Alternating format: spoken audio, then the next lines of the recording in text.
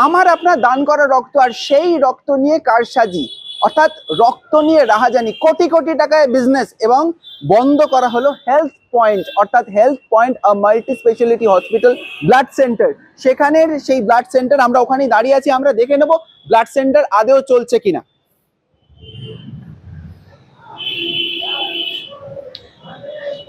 অর্থাৎ আমরা দেখতে পাচ্ছি এই মুহূর্তে আমরা একদম ব্লাড সেন্টার হেলথ পয়েন্টের সামনে আমরা দাঁড়িয়ে আছি। আমরা দেখেছিলাম 22 তারিখ অর্থাৎ জুলাই মাসের, সেখানে কিন্তু ইনভেস্টিগেশন হয়েছিল, এবং সেই রকম তারপরে গতকাল একদম স্বাস্থ্যমন্ত্রী স্বাস্থ্য ভবনের বার্তা যে এই হেলথ পয়েন্ট ব্লাড সেন্টারের কোনো রকম অ্যাক্টিভিটিস আর চলবে না। সেরকম ভাবে blood centre operation is currently stop as per order and renovation work is underway inside the blood center. জানি না এটা কোন ধরনের রেনোভেশন, এটা কি সেই রেনোভেশন যেটা সমাজের ভালো হোক সেরকম ভাবে কোটি কোটি টাকার, শুধু একটি নয়, একটি ব্লাড ব্যাংক নয়, আতশ কাচের নিচে কিন্তু প্রায় 11টি ব্লাড ব্যাংক, এবং এই 11টি ব্লাড ব্যাংকের এগেনস্টে স্বাস্থ্য ভবন যার তথ্য পাচ্ছে, অর্থাৎ তারা আমার আপনার ব্লাড নিয়ে কিন্তু একেবারে কোটি কোটি টাকায় ভিন রাজ্যে তারা বিজনেস করেছে, অর্থাৎ বিভিন্ন রকম তার অভিযোগ, এবং সেই অভিযোগেরই ইনভেস্টিগেশন চলছে। আমরা কথা বলে নেব এখানকার মানুষজনের সাথে যারা এখানে অনেক দিন ধরে রয়েছেন। আমরা এখানকার কি মানুষের সাথে কথা বলে নেব। এখানে আপনারা এই ব্লাড ব্যাংক দেখছেন, এই ব্লাড ব্যাংকের বিরুদ্ধে কি অভিযোগ?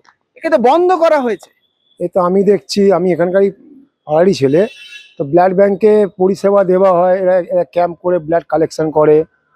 তো ব্লাড তো আর সংরক্ষণ করে অতদিন রাখা যায় না, তো ব্লাড বিভিন্ন জায়গায় এরা কোনো নার্সিংহোম এইসব জায়গায় ব্লাড যায়।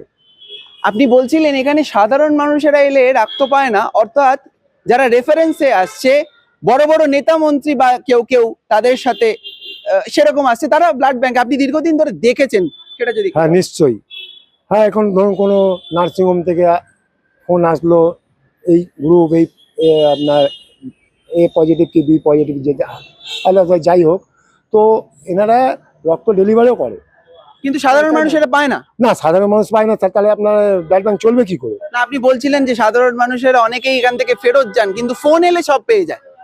না সেইটা দেখুন, এটা হচ্ছে ওনারাও তো একটা ব্যবসা করছে, ওনারা যে এত কোটি লাখ কোটি টাকা খরচা করছে, ক্যাম্প করছে, ক্যাম্পে কিছু আপনার গিফটও দিতে হয়, শুধু মুধু কেউ রক্ত দেয়। এই যে গিফট দেওয়া, এই গিফট দেওয়া নিয়ে বলবো, ক্যাম্প কিন্তু গিফট কোনোভাবেই দেওয়া এটার কোনো আইন নেই, কারণ ক্যাম্পে আপনারা যখন যাচ্ছেন তখন যাবেন স্বেচ্ছায় রক্তদান, স্বেচ্ছায় রক্তদান শিবির, কিন্তু সেখানে গিফট কি কি গিফট দেওয়া হতো? আচ্ছা শুনুন, স্বেচ্ছায় যদি রক্তদান শিবির করা হয় সবই ঠিক কথা, কিন্তু কোনো মানুষের খেয়ে দিয়ে কাজ নেই, সে রক্তটা দিচ্ছে কি একটা উপহার পাওয়ার আশায়, প্লাস সে কার্ড পাচ্ছে, তার ফ্যামিলি বা তার পরিবারে তার পরিচিতি কারো যদি ব্লাড লাগে, আমি এই কার্ডটা নিয়ে তার এগেন্সে রক্তটা পাবো। কিন্তু এটা যেহেতু রক্ত তো সংরক্ষণ করে রাখা যায় না, রক্ত তো আমি জমি রেখে কি করব?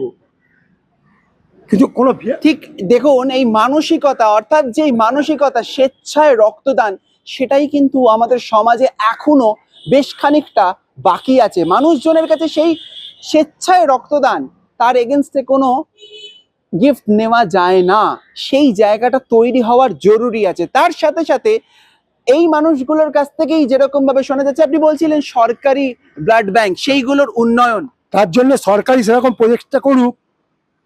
সরকারের যদি কোনো রাস্তা না থাকে তো এইসব প্রাইভেট ব্লাড ব্যাংকরা এরা এই করেই করবে, কিছু করবে না। একেবারেই তাই।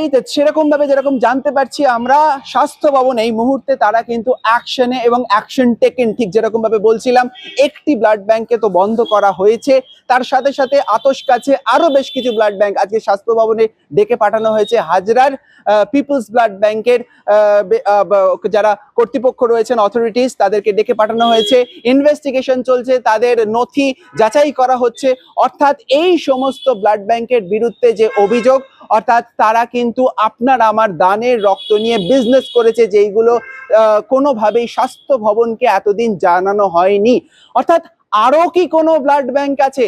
কেন এতদিন চুপ করেছিল স্বাস্থ্য ভবন? সব নিয়ে কিন্তু প্রশ্ন উঠছে, এবং সেরকম ভাবে স্বাস্থ্যমন্ত্রী যেভাবে বলেছেন, কোনো কাউকে স্পেয়ার করা হবে না, দোষীদের শাস্তি দেওয়া হবে। ঠিক তার সাথে সাথে এটাও তিনি বলেছেন যে যারা কর্মচারী অর্থাৎ এই সমস্ত প্রাইভেট ব্লাড ব্যাংক তাদের যে কর্মচারী তাদের কথাও মাথায় রাখা হবে শাস্তি দেওয়ার সময়।